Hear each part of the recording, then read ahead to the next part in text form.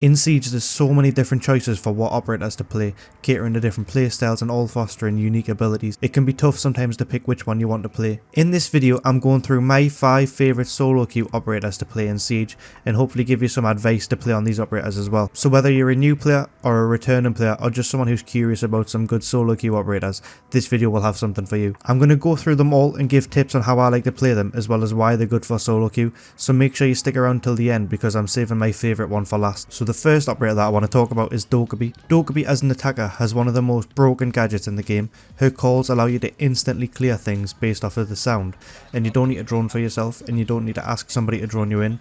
All you need to do is just call and push. This is immensely stronger in solo queue where you might not have teammates to drone you in, and you also can't really drone yourself in because there's going to be a sort of time period where when you get off the drone and you try and take the control that you just droned, there's a little bit of a gap for the defenders to make some kind of play into that gap. The way that I personally like to play Dokkaebi is to try and clear map control on my own. So I'll enter a random part of the map and then I'll slowly progress through the map using the calls to take map control and to gain positions. And then if I see a roamer while I'm going around my business, I'll go clear them out and hunt them down.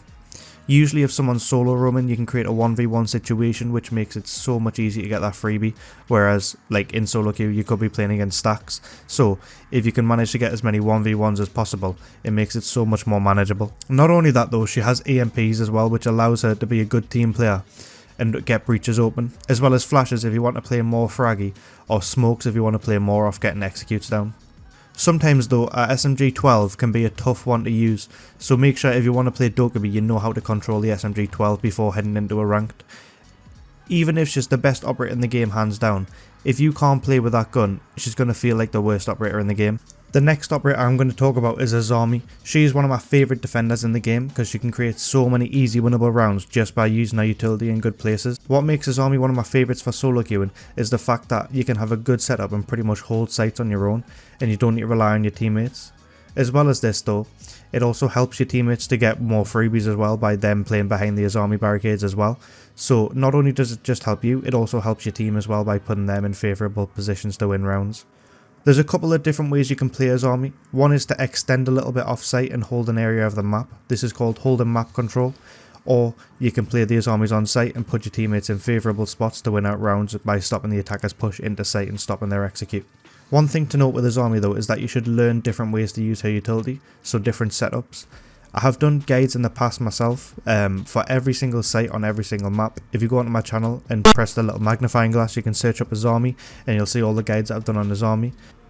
The next operator I want to talk about is Sledge. Sledge is and always has been one of my favourite operators to play, especially in solo queuing. The hammer is invaluable for creating vert holes and rotation holes around the building, or even just peek holes if you ever need any. It has so much durability to the point where I'd be surprised if you fully use it all. Plus, its L85 is one of the most easiest guns in the game to use, as well as very consistent for getting eliminations. All that plus his nades for destroying utility or clearing positions make him a very strong and consistent operator to play in solo queue. If you're playing Sledge for vertical, which is one of the main ways I would suggest that you play Sledge, one tip that I'll give you is to create loads of holes before peeking down any of them, just to make it so the defenders have to guess which one you're going to be looking down. And it also eliminates the factor of getting C4'd through the holes, because if you make one hole and just stare down it, it's very easy to C4 you because they know exactly where you are. But not just is Sledge one of my favourite operators for solo queue, he's also one of my favourite operators that I would recommend to beginner players, because he's so easy to understand and easy to use, and as soon as you play a couple of games with him you get pretty consistent with him. The next operator I want to talk about is Valkyrie. Now, one thing that you lack when you solo queue over playing with a stack is communication and information. Playing Valk, you can rectify this by gaining the information yourself through the cameras. In addition to this, you also have a C4 to use for a freebie, which makes solo queued rounds a lot more winnable if you can get a low risk freebie with a C4 and put yourself in a more favourable position to win, where it's a 5v4 over a 5v5. If you don't know any good cam spots, usually I like to put 2 in rooms that are heavily pushed or close to the bomb site, and then I'll put 1 for vertical C4s. If there isn't any good vertical C4 spots on the site that you're playing, then I would recommend using the 3rd just like the other 2. If you do want some good camp spots though, I do have a video on every single map on nearly every single site with Valk camp spots. So if you check out my channel, just press the little magnifying glass and search for Valkyrie and you'll see them. The only thing to be careful with Valkyrie though is the MPX is quite a weak gun, so if you want to use it, make sure you're trying to aim for headshots. Finally, we're on to my favourite operator to play in solo queue. Before we get into it though, if you're enjoying the video so far, please subscribe. 95% of the people who watch my channel aren't subscribed, so if you could subscribe that would be amazing. Anyways, my favourite solo queue operator is Lesion. One of the reasons for this is because you can create a bigger presence of yourself and you can hold more areas by yourself. Holding down a site with Lesion mines on every single doorway makes it so much easier to just swing off the Lesion mines popping and hold sites that way.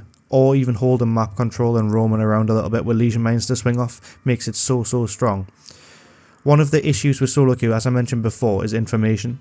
Lesion mines can give you that information as long as you play off them well, so when you hear a Lesion mine pop, make sure you're playing close to them enough to swing off them.